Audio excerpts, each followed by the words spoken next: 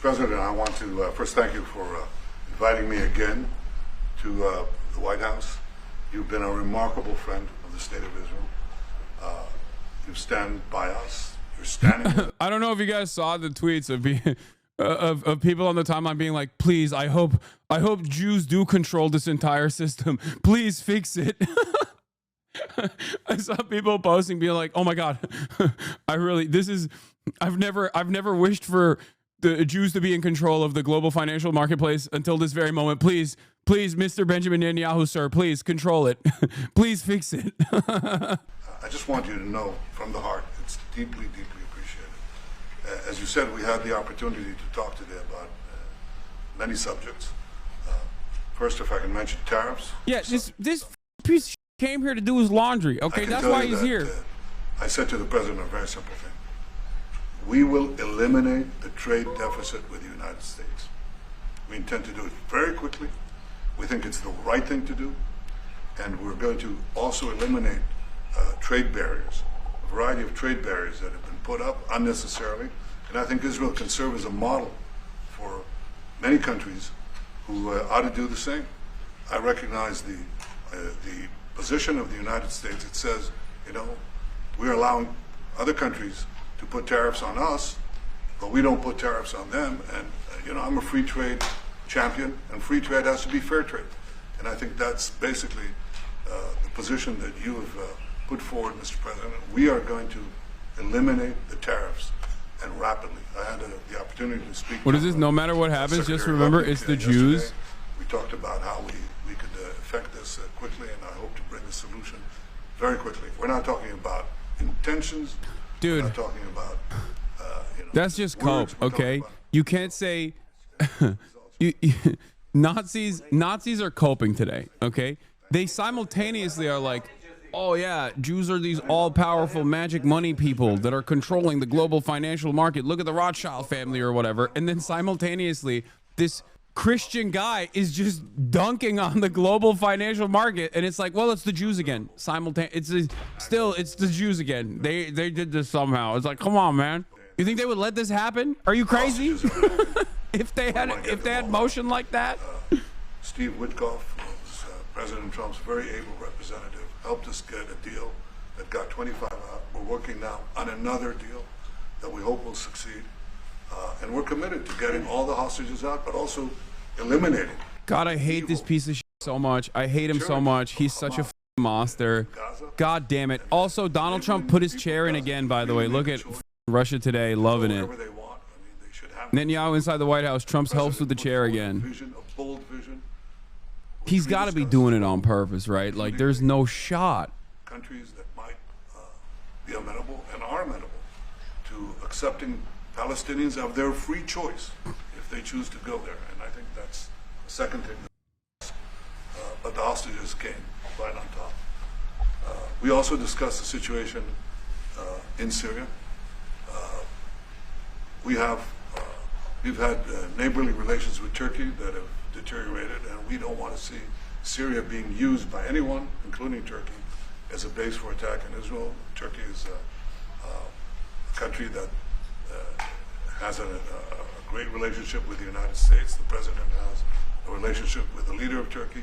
We discussed how we can avoid this conflict in a variety of ways, and I think we can't have a better interlocutor than the president of the United States for this purpose. And of course, we also discussed Iran. Look, we're both united in the goal that Iran does not ever get nuclear weapons.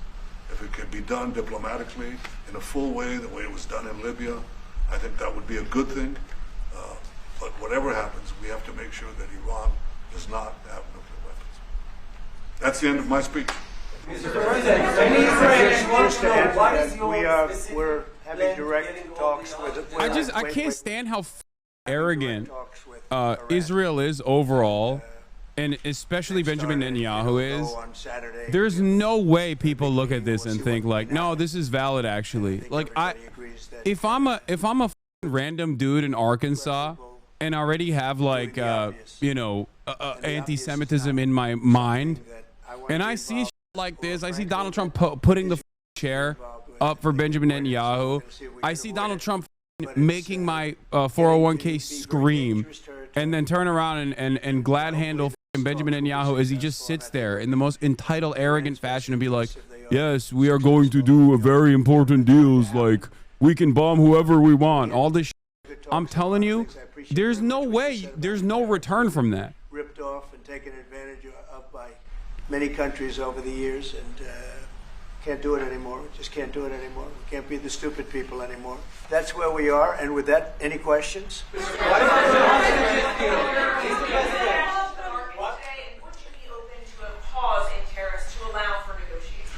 Well, we're not looking at that. We have many countries that are coming to negotiate deals with us, and they're going to be fair deals, and in certain cases they're going to be paying substantial tariffs. There'll be fair deals. As you know, I spoke this morning with the Prime Minister of Japan, and we had a very good conversation. They're coming. And I said, one thing, you're going to have to open up your country, because we sold no cars, like 0 cars in Japan, and they sold millions of cars into our country. They don't really take our agriculture, a little bit of it just to keep us slightly happy, but they don't take what they're supposed to be taking. So we have a great relationship with Japan. We're going to keep it that way, but they're coming in to meet, and other countries are coming in. With China, as you know, against my statement, they put a 34% tariff on above what their ridiculous tariffs were already.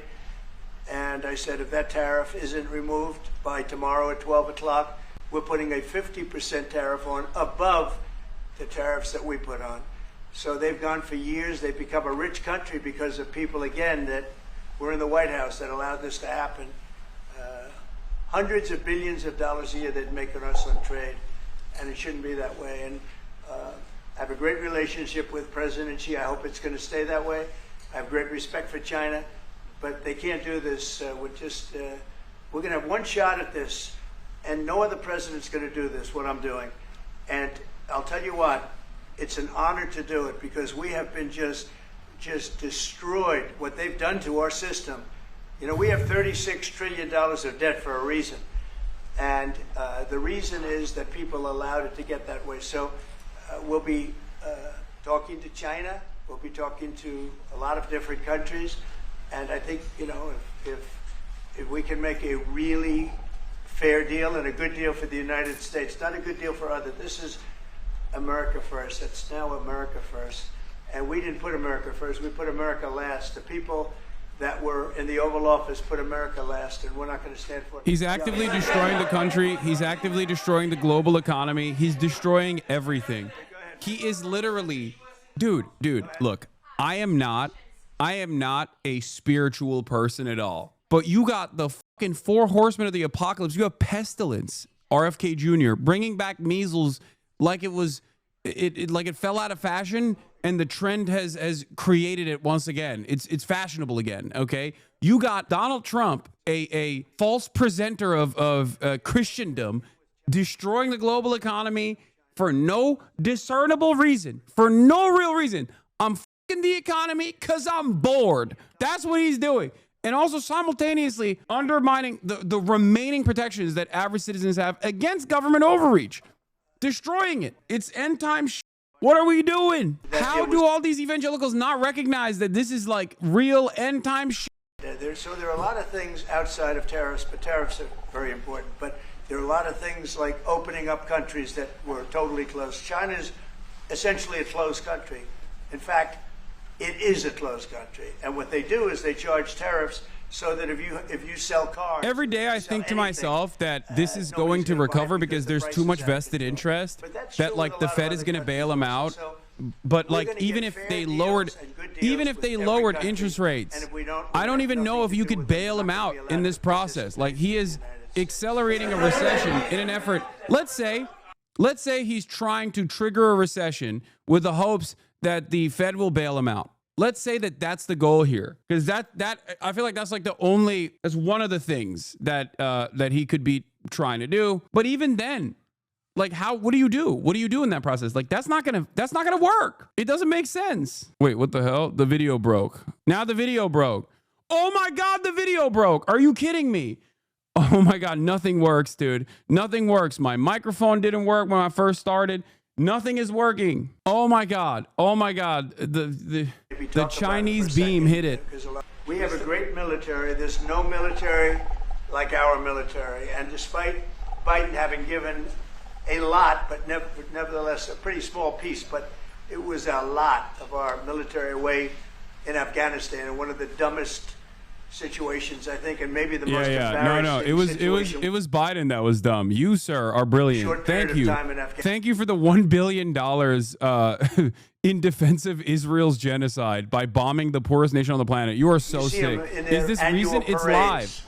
where they're parading trucks that are armor plated. Yeah, the and Houthis different are things hurting, like that. dude. But Far it's from being many cowed by billions U.S. of airstrikes, dollars Yemen's left Houthis behind. may be But relishing despite them. that, we have a tremendous It's so good, military. Mr. That was a very President. small Keep, portion, please, because we rebuilt please the keep military bombing during my Yemen, first term. and also please And, keep bombing we, the financial we have markets. great, You're doing great so things well, happening with Mr. our President. military. You are a We also, special boy. Essentially approved a budget, which is in the facility. You'll like It to would hear be this, so funny if after all of this, he removed only Israel's tariffs. That would be fucking amazing. Donald Trump literally is just like, Donald Trump does not care. He is actively trying to make everyone go, oh, okay, I guess Israel, the Jewish state, is in control of America. Never mind. The relationship is not the other way around. He's just like, yeah, that's right. I'm doing this. They're powerful money people. That's why I'm doing it. I'm revoking the tariffs. It had nothing to do with Only on environmental. Israel. And they had $100 in the bank, and they give her $2 billion. Many of those cases, all that stuff is going to be cut out. But we are getting a very, very Ekonomi bu kadar powerful kötü gitmesinin military. nedeni We nasıl have things kapitalistlere under order bağladın? now, Abi kime the likes bağlayayım? of which we've never had before. We've never Nasıl had kime the kind bağlayayım? of, Kim şu anda? Kapitalist değil mi aircraft, Donald Trump? the kind of Salak mısın? Missiles, anything that we have ordered. And it's in many ways too bad that we have to do it, because hopefully we're not going to have to use it. But the military is very, very powerful, and it's going to remain that way.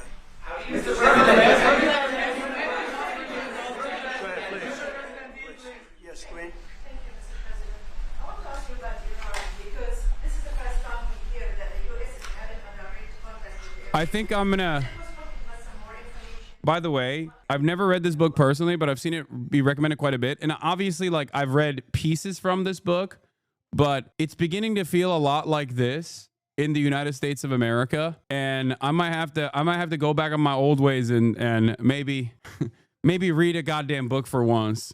Because a lot of the things that Donald Trump is doing, because like the USSR was obviously forced to be dissolved, right? But there was a lot of spectacular failures along the way that led to the collapse. This book goes into that directly. On the one hand, you get Pizza Hut and Pepsi. On the other hand, you have to liberalize your markets, and you do that by collaborating with Western with Western analysts, and as the regime is falling apart, all of the people with power that collaborate with Western authorities on the matter make out like fucking bandits. A shock doctrine, if you will. One of the guys that is responsible for this, for the record, is ironically a dude who's very woke now, but played a formative role in all of this happening to the USSR. His name is Jeffrey Sachs, friend of the show. Wait, Trump responds to the EU offers as not enough? Over the years, I always say it was formed to really do damage to the United States in trade.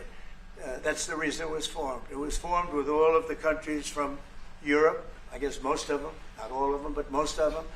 And they formed together to create a little bit of a monopoly situation, to create a unified force. It's beginning to feel a lot like the collapse, the internal collapse of the USSR. Which is largely the same countries. But this time it's And not being they, accelerated took by advantage of outside us, forces. dollar-wise Like and Western militarily, capitalist and so we forces got that it. wanted this to I happen, was able to and get instead $600 it's billion just happening from because NATO. we're bored. Where they paid NATO, because most of these nations weren't even paying. We were paying for NATO, so we're paying them to guard them militarily, and they're screwing us on trade. So that's not a good combination.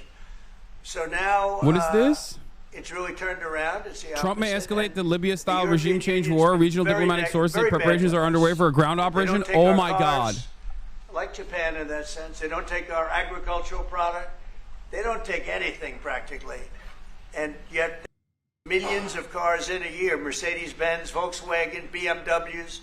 They're sending millions and millions of cars into the U.S., but we don't have a car that's been sold to the European Union or other places, but let's go for the European Union. And it's not going to be that way. It's got to be fair, reciprocal. It's got to be fair. It's not fair. We have a deficit with the European Union of $350 billion. And it's going to disappear fast. And one of the reasons and one of the ways that that can disappear easily and quickly is they're going to have to buy our energy from us because they need it. They're going to have to buy it from us. They can buy it. We can knock off $350 billion in 1 week. They have to buy and commit to buy a like amount of energy. And we have that. You know, we have more energy than any country in the world. I don't know if you know. Dude. He was asked if the EU zero tariffs enough. His answer, not enough. He also waved away suggestions that U.S. trading partners would go to China. They want to be in the arms of the U.S. Yeah, because the tariffs are not about tariffs. They're not real tariffs. Well, Trump is instituting real tariffs, and the counter tariffs, the retaliatory tariffs are real. But the reason why he instituted tariffs to begin with were not because those countries had tariffs. It's because of a trade deficit that we have. And Donald Trump doesn't understand why America has a trade deficit. It is a trade-off so that the United States of America gets to maintain the global currency in which global trade happens with the dollar. This is the responsibility. This is what happens. America is the largest consumption engine on the planet, and also simultaneously, all of the trade is done on the US dollar. This is how we dominate the fucking planet. He's like, oh, this trade deficit is up. We got to fix the trade deficit. Who's going to buy American-made products in much poorer nations, you fucking idiot? You have the SWIFT system. 80% of all trade happening is literally controlled by America. And that is partially as a consequence of the way that we have designed the global market. It's partially a consequence of our trade deficits with these countries. It's crazy. He doesn't understand it. How does he not understand this? You're the president. Crazy. Twice now. Week. They said eggs have quadrupled in price. I said, I just got here. Tell me about it. And Brooke Rollins and our team did a great job, and eggs are down now 79%, and they're all over the place. And this was a problem that somebody else would have taken a long time to cure. We have energy is down. We have interest rates are down. We have groceries, meaning food is down. We have everything is down at levels that nobody ever thought possible. Energy looks like it's going to be in the $2.50 a gallon range, and maybe below that for a car. So for gasoline. So we're really doing amazing. I mean, we're cutting prices because prices got so high people couldn't live. I mean, the prices for groceries, the prices for standard groceries, standard things were going through the roof. They couldn't live, and now those prices are coming down. So call them groceries, but that's down. Energy's down, and interest rates are down. The only reason why I don't think Yanis Varoufakis' analysis is correct is because I think he's falling into the trap of thinking that Donald Trump and his administration are actually moving in this direction deliberately and with a clear goal in mind. Yanis Varoufakis believes that Donald Trump is trying to devalue the dollar, okay, and create some semblance of trade parity that will boost manufacturing in the long term in the United States of America. The issue, on the other hand, is that there is none of the underlying reasons, the skeletons are not there for there to be any sort of parity whatsoever, because there's no manufacturing here.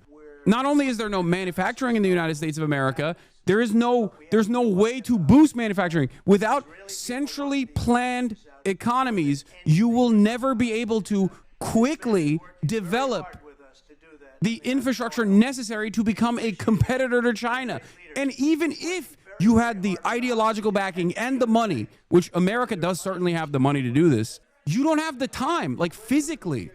You don't have it. This would take at least a fucking decade. So on the one hand, while I understand Yanis Varoufakis is trying to make sense of it all and trying to read the tea leaves, and say that like Donald Trump wants to, you know, create a more even process on the global stage so that there is like at least more American manufacturing. There's no American manufacturing, and there's no appetite from the labor aristocracy to go and work at these jobs anyway. And also, Donald Trump would not make it so that these jobs are actually well-paying, high-benefit jobs regardless. And he has no interest in fixing some of the other affordability crisis points that pressure Americans every single day. Most importantly, the housing market. So he is the worst guy to do this. He's the worst guy to do this. Unbelievable distress.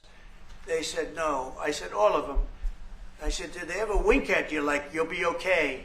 You're going to be okay? No, they didn't do that. They'd slap us. The hatred is unbelievable. I think you're both wrong. I think he's just justifying his tax rate increases really revenues without calling it a tax hike, which is what tariffs are. No, I've said that. I think there are a couple top-line agenda points here that Donald Trump has openly mentioned. Is bad, but pipes are worse. And the stories I heard were incredible.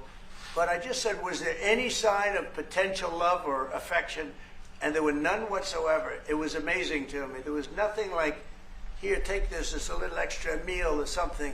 They lived like hell. I don't know. They were amazing to me because they seemed to be pretty normal. They weren't scarred.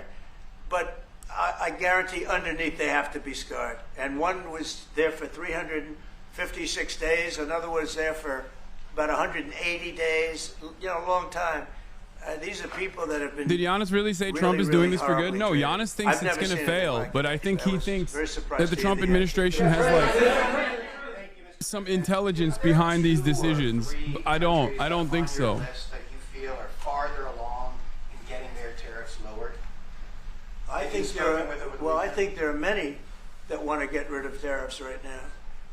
European Union, I mean, as badly as they've treated us, they've brought their car tariffs essentially off. I guess they brought it down to 2.5, and I hear maybe to nothing.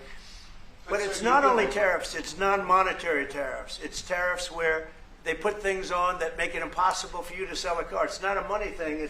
They make it so difficult. The he wants to dominate. He wants to basically do something that technically in international trade is illegal, but there is no way to escalate these disputes to an international body like the World Trade Organization. So he basically wants to dominate whatever decisions governments are making that maintain their sovereignty. Like, for example, you don't want hormone-infused American meats? Well, f*** you. Oh, I'm sorry. Do you have your own personal regulatory body that has decided that like American meat is substandard quality and cannot be sold in your markets? Well, guess what? It's going to be sold in your markets. You're going to take our bleached chicken, as a matter of fact, by force.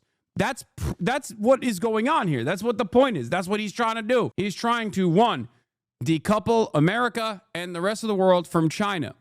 2, he's trying to forcibly fix trade deficits by forcing these countries to violate their own sovereignty and purchase American products without even actually beefing up the manufacturing side in the United States of America. So I don't even think that there is a capability to send all of this to the rest of the world. He wants to undermine the World Trade Organization and rebuild it in his own vision, even though ironically that is the point. That is what happened initially, but then China took advantage of that situation by, developing quite rapidly. And here we are. None of it has anything to do with like real tariffs. It's not. It's if you are stuck on the word tariff, you'd be lost in the sauce. I think those are the top line goals of this administration. The only way this would work is if like the dangerous instability that Donald Trump presents from his position of authority is met with the resentment that like European powers have towards Chinese administration,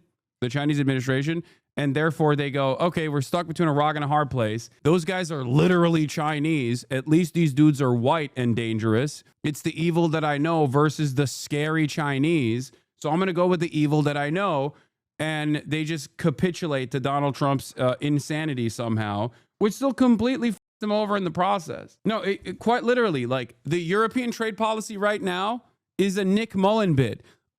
You're literally Chinese, is what they're saying to the other side of the trade equation. Our country will have to reset the table because no other president would be willing to do what I'm doing or to even go through it. Now, I don't mind going through it because I see a beautiful picture at the end, but we are making tremendous progress with a lot of countries, and the countries that really took advantage of us are now saying, please negotiate.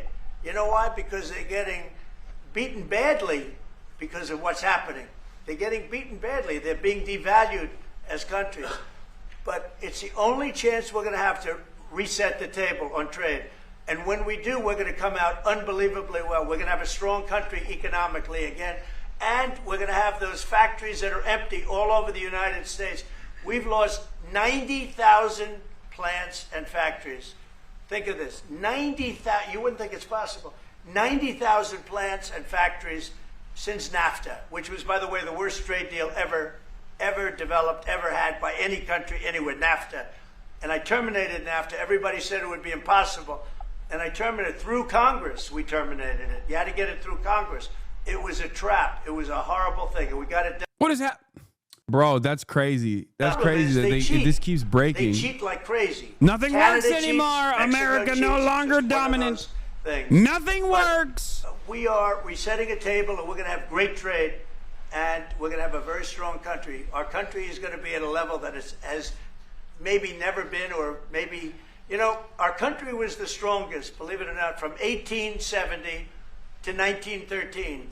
You know why? It was all tariff-based. Oh my God! Oh my God! He's so Then in stupid. 1913, some genius He's so came up with the stupid. idea of, let's 1870 to charge the people of our 1913 country, not is foreign not comparable countries that are to ripping off our country. 2025. You're And so f***ing countries stupid. never- Why are you Well, like we this? never that- How can someone? Well, we had so much How can trouble. someone We didn't know say what to such do with our stupid money. things? You know you okay, Donald Trump knows this is a dumb comparison. You know why? Because just a couple weeks ago he went, everything's computer. What do you think that is? Everything's computer. You said it yourself. Everything's computer. You think it's the same? You think was everything computer in 1879? No, nothing was computer. Everything's computer now. Help Israel a lot. You know, we give Israel $4 billion a year. That's a lot. Congratulations, by the way. That's pretty good. But we give Israel billions of dollars a year. Billions. It's one of the highest of, and we give a lot of countries money. You wouldn't believe if I said we give Afghanistan a lot of money. Do you? Because that was a Biden deal, another Biden deal. Not only did he embarrass us with that, but they give them billions of dollars, Afghanistan, right? So, but no, we take good care of our friends, and we don't take care of our enemies. If We're they not would taking care of our lower enemies Israel anymore, tariffs. He but said we do maybe take care not. of our friends. The IDF is fighting again in the Gaza Strip. I myself might be called up in a month. Do you think that's the way to pressure Hamas to get to a deal? And do you think blocking humanitarian aid is also an effective pressure? Well, you know how I feel about the Gaza Strip. I think it's an incredible piece of important real estate, and I think it's something that we would be involved in, but you know, having a peace force like the United States there, controlling and owning the Gaza Strip would be a good thing. Because right now, all it is for years and years, all I hear about is killing and Hamas and problems. And if you take the people, the Palestinians, and move them around to different countries, and you have plenty of countries that will do that, and you really have a freedom zone. You call it the freedom zone, a free zone, a zone where people aren't going to be killed every day. That's a hell of a place. It's a, you know what I call it, a great location that nobody wants to live in, because they really don't. And when they have good living, real living, where Hamas and all of the problems they have, the level of death on the Gaza Strip is just incredible. And I've said it. I don't understand why Israel ever gave it up. Israel owned it. It wasn't this man, so I can say it. He wouldn't have given it up. I know him very well. There's no way. They took oceanfront property and they gave it to people for peace. How did that work out? Not good. Is the immigration, sorry, Mr. President? He loves it. He's such a vile dog, dude. Which immigration? They're both such evil. He's talking about All mass it is ethnic a displacement, the concept Nakba, that I as had that I think is good, oceanfront and now property, people are copying it. You know, baby, do you want to purging people are talking about millions Brooklyn. of people, Gee, why don't we do that? 750,000 in 1948, to a tiny area known as a Gaza Strip, as giving them graciously oceanfront property. And any other place, including in arenas of battle, I mean, whether it's Ukraine or Syria or any other place, people could leave. Gaza was the only place where they locked them in. We didn't lock them in. They're locked in. And what is wrong with giving people a choice? Now, we've been talking, including over lunch, about some countries, I won't go into them right now, that are saying, you know, if Gazans want to leave, we want to take them in. And I think this is the right thing to do. If you give, you know, it's going to take years to rebuild Gaza. In the meantime, people can have an option. The president has a vision. Countries are responding to that vision. We're working on it. I hope we'll have good news for you. I will say, people love, excuse me, people really do love that vision. It's a long-term vision, but so importantly is to have that be a safe field, because you're right smack in the middle of the Middle East. You're right along Israel. It should have never, ever been given away. It shouldn't have been given What do away you by mean? Israel. What are you talking about? They were there. Who's giving it away? They promised peace, but that didn't work out too well, because it's one of the most dangerous. They were there pieces of before land Israel. anywhere in the Oh my world. God. Gaza is one of the most dangerous. Oh, he's places talking about in the world. 2005? So they gave it away for a good intention, and it didn't work out that way. And a lot of people like my concept, but you know, there are other concepts that I like too, and there's some concepts I don't like. You know what I don't like? The way it is now, because right now it's a dangerous death trap, Gaza. Yeah. The concept he's describing is final solution ethnic cleansing. Vladimir Putin, do you still plan to meet with him? Could that happen in Saudi Arabia? And maybe you could elaborate as well a little bit on not providing tariffs on Russia, sir. So I want to see what Asmongold's the chat is reason we're saying not about talking this. tariffs with Russia is 'cause we're not By doing business, America essentially, being with Russia. dominated by a foreign They're in a leader. war, and I'm not Let's happy see. about what's going Let's see what on the they're up to. with the bombing, because they're bombing Let's like see how crazy based right they now. think They're bombing. I don't know Two-Faced what's happening Netanyahu. there. That's not a good situation. So we're meeting with Russia, we're meeting with Ukraine, and we're getting sort of close. But I'm not happy with all the bombing that's going on in the last week or so. Okay, they don't like Horrible. it. They don't like It's a it. horrible thing. They don't like it either. Horrible thing. Hassan literally checking your chat. What a bozo. I like to see what the other in side terms is of tariffs? saying. Maybe you guys can learn a lesson from that as well. Advantage of for 40, 50, 60 years. And the reason we got ripped off and the way they did it was tariffs. They would charge tariffs, massive numbers of dollars. And when you look at China, when I took over, it was at $507 billion they were making. I call it. People will be like, Hassan wants to be in an echo chamber. And then when I step outside of the echo chamber, they go, Hassan is stepping outside of the echo chamber. It's a crash out. No, dude, I want to know what you guys are thinking. $507 billion that We all live in this country together. I got to know what y'all are up to. Asman fans hate you, but got you on the other screen. I know, that's kind of funny. Then when Biden came in, he let him get away with murder. He had no idea. I'll tell you what, that man had no idea what was happening, whether it was the border or China or anything else. He had no idea what was going on. And they went wild. China went wild. And the money they make is ridiculous, okay? It's just not going to happen. And hopefully we'll get along with China. If we do, that's great. And if we don't, that's okay too. But we can't let that continue, because that's an abuse. They abused. Why are you tapping the glass? poor I'm people not. that I'm trying to started look this from thing. That afar. poor Biden, he was But they abused by recognize that them. They took I'm looking advantage from of him, afar, I'm and they surprised. You know, they have smart realize that they're people. being They were observed radical left lunatics, like but they're zoo smart. animals. I'm surprised they'd allow that and then to they take, start acting out. to happen. But we are going to bring great trade, and we're going to be fair to other countries. And I will say this, virtually every country wants to negotiate. If I didn't do what I did over the last couple of weeks, you wouldn't have anybody wants to negotiate. We would have gone to these countries, you want to talk? And they were, well, we don't want to talk. Now they're coming to us. They're offering things like even Bibi, and this is unrelated because it's a different kind of a relationship, but he started off our conversation today that he's cutting all of the tariffs, he's cutting everything, he's going to get down to a free base, he's going to do things that, in all fairness, other countries, if they said that, would have never even thought about doing it. Now they're offering things to us that we would have never even thought of asking them for, because they're experiencing a lot of hurt.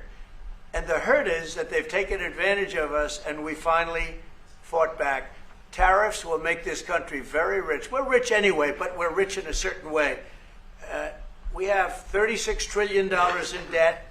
I want to get rid of it, and we can do it quickly with proper deals. So when countries don't allow us to sell our product, but we allow them to sell their product, when they charge us massive amounts of money for the privilege of going into their country, those days are over. Okay. Yeah, go ahead. Sir? Me? Yeah. He sounds so Thank surprised. you, Mr. President. On Iran, two questions, please. First, you can give us more details about where the meeting on Saturday is going to I can't tell you that. I can just tell you there's a major meeting going on between us and Iran, and that'll take place on Saturday, and it's at top level. And second question about this. A lot of people think that those talks are not going to lead anywhere because the Iranians will never give up their nuclear program. I think that's a possibility if too. diplomacy fails, is the United States under your leadership ready to take military action to destroy the Iranian nuclear program and remove this threat? I think if the talks aren't successful with Iran, I think Iran is going to be in great danger. And I hate to say it, great danger, because they can't have a nuclear weapon. So is that a yes? You know, it's not a complicated formula. Iran cannot have a nuclear weapon. That's all there is. So is Can't the have US it. ready to Right now take we have military countries action? that have nuclear power that shouldn't have it, but I'm sure we'll be able to negotiate out of that too as part of this later on down the line. But Iran cannot have a nuclear weapon. And if the talks aren't successful, I actually think it'll be a very bad day for Iran if that's the case. Yeah. Mr. President, on manufacturing. Yeah, please go ahead. Mr. President, was October 7th the death blow of the two-state solution, and would you consider classifying the Palestinian Authority as a terrorist organization for its continued pay-for-slay terror financing payments? So October 7th was a horrible day that some people, they deny it. Now, I can't believe they deny it from the standpoint of it. They do it because they think it's good politically. But I've seen the tapes. I've seen things that you don't want to see. October 7th was a horrible day, and it will go down as one of the really bad days in the history of the world. It was a horrible, horrible thing that happened. And they grabbed some of these people. I'll give you an example. When I was with the 10 hostages a few weeks ago, No, I said, so how many are there? 59. I said, said, "Oh, We'll so get to that in a 59, second. So we can get 59. They sort of knew the territory pretty good. And I said, how are they doing? They said, well, only 24 are living, the rest are dead. And these are young people largely. Young people don't die. You know, young people have an amazing ability to live. They can live through horrible things. But these are young people. And when they said that 24 are living and the rest are dead. And, you know, I've had parents come up, Israeli parents largely. We have some Americans, and I guess we have one left. Alex, we have the one left. But I've had Israeli parents come up to me at events and say, my son is there. I said, well, how's he doing? Well, he's dead. But would you do the biggest What? favor That is ever? His insane. body back home. How is he doing? Well, he's dead. About a young dead boy. He has such and a young dead insane girl. way with words, man. They were This living. is like such And an that could have insane something way to to do talk with about religion, such an that could insane have way to something talk to about do with, things. I Oh guess my maybe God, any no pride would be, tact. But I was surprised. They said, sir, my son is dead.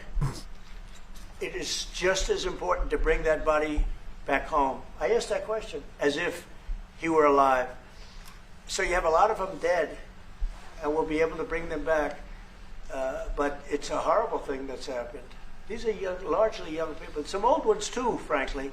And those people have lived in hell. When they came off, the second group that came out, they looked like they just got out of a concentration camp. They looked exactly like the pictures that I'd see from the 1940s, the concentration camps. And then they got a little bit better, you know. But that second group, those people came out, and I said, this is unbelievable. We're going back into a chapter in history that is one of the worst ever. It's really very bad. Okay?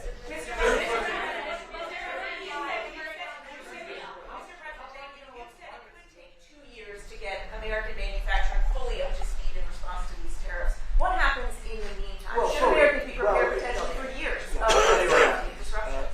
have now $7 trillion. Think of this, $7 trillion of commitments from companies wanting to go in, from Apple to many, many companies. That takes time. Many from Taiwan. What? It takes time to Of course it takes. Well, are you asking me a question or are you telling me? Yeah, it takes time. You know, you got to build a thing called a factory. You have to build your energy. You have to do a lot of things. I'm giving them energy. You know, we're going to let Why them are they build jumping their own topics and completely power ignoring the plants. They'll genocide? build their Why do you own- think? Essentially, Because both they're of gonna be in them charge of know the that it's a power genocide plant and like because it. Our power is not reliable enough. You have a grid that's old and susceptible to a lot of things, including bombing and weather and a lot of other things.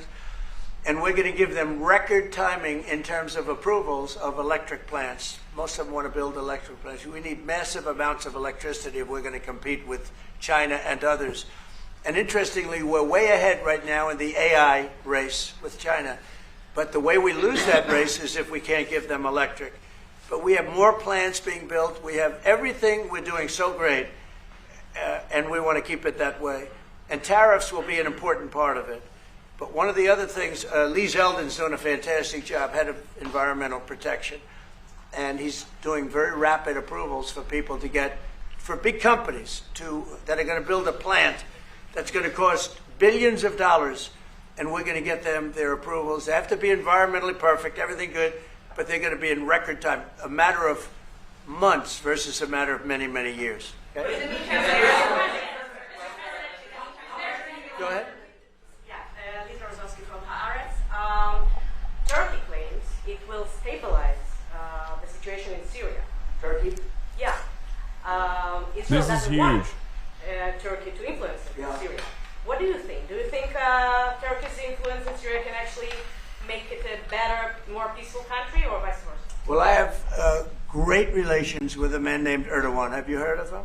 No. And I happen to like him, and he likes me, and I know the press will get very angry. He likes Erdogan, but I do, and he likes me, and we've never had a problem, and we've gone through a lot, and we've never had a problem. We've always got, as you remember, we got our minister back from Turkey. You remember that? And this was a big deal at the time, and we got him back. And I told the prime minister, I said, just, Bibi, if you have a problem with Turkey, I really think I'm going to be able to work it out. You know, I have a very, very good relationship with Turkey and with their leader, and I think we'll be able to work it out. So I hope that's not going to be a problem. I don't think it will be a problem. Now, with that being said, I believe it was Turkey, and I said that to him. I said it. I said, congratulations.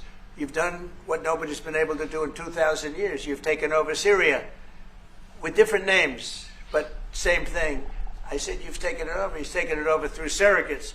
He goes, no, it was not me. I said, it was you. But that's okay. You don't have to say, well, it sort of maybe was me. Okay. But what he did, look, he's a tough guy, and he's very smart. And he did something that nobody was able to do. You know, you got to hand it to him. Any problem that you have with Turkey, I think I can solve. I mean, as long as you're reasonable. You have to be reasonable. We have to be reasonable. Thank you very much, everybody. I appreciate it. Thank you. Thank you.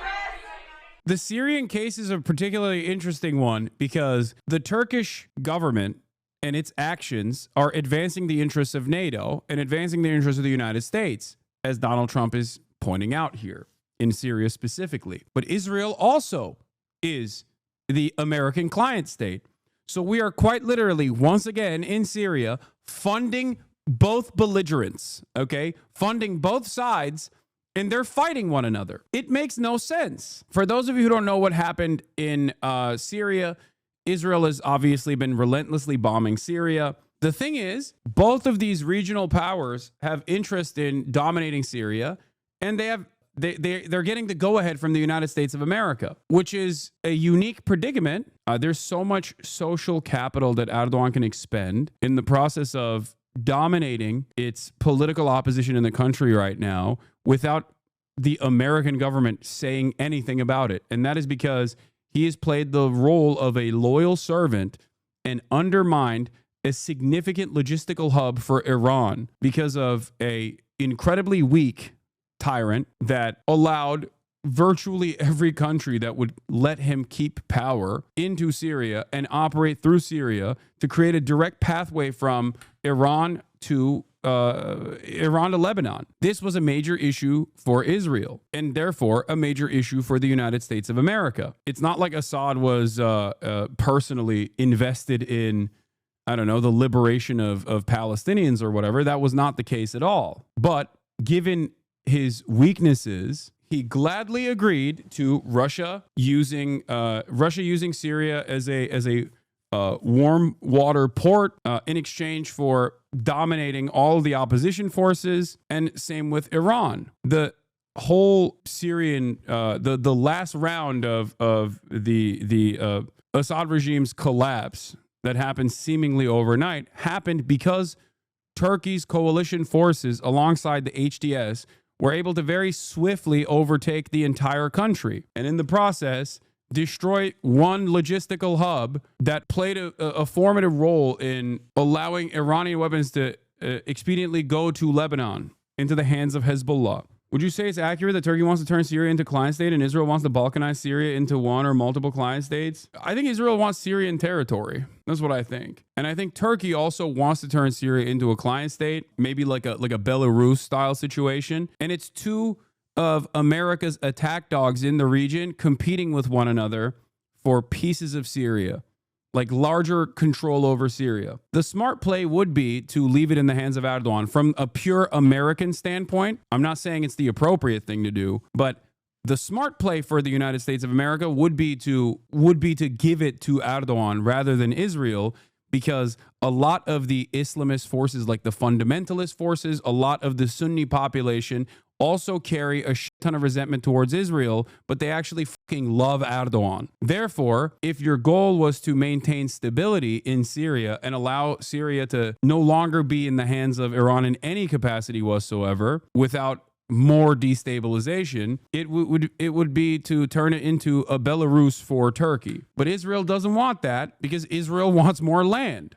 Israel wants more territory. This is the reason why they're fighting against each other in Syria right now. Obviously, the moral thing to do would be to allow Syria to have a full democratic process, but that's never going to fucking happen. America does not care about the autonomy or the livelihoods of the Syrian population, let alone its own population. These guys don't even care about Americans. Why the would they care about Syrians? You know what I mean? But yeah, Israel has been, for the last couple of days, been posting shit like this. Turkish Foreign Minister Hakan Fidan tells Reuters, Turkey wants no confrontation with Israel and Syria. Ultimately, actions mean more than words. We'll wait and see how things play out. Israel will prevent the establishment of Turkish air bases or naval bases in Syria, says senior official. If Turkey crosses red lines, Israel will take action, he says. It sounds like Israel is now threatening to start a new war with Turkey over Syria. Present Israeli leadership is committed to total war against all its neighbors in addition to a final solution to the Gaza problem. They are becoming something like Imperial Japan or Nazi Germany. Not becoming something like Imperial Japan or Nazi Germany. They are Imperial Japan and Nazi Germany. They literally are.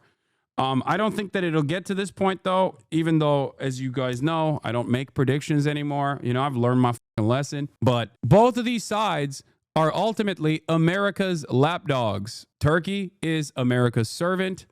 It's a NATO nation. It's got American nukes inside of American military bases in Turkey. That's not going away anytime soon. That is precisely the reason why no matter how much Erdogan plays both sides, turns out it turns around and, like, you know, collaborates with Russia, collaborates with China, it still doesn't matter.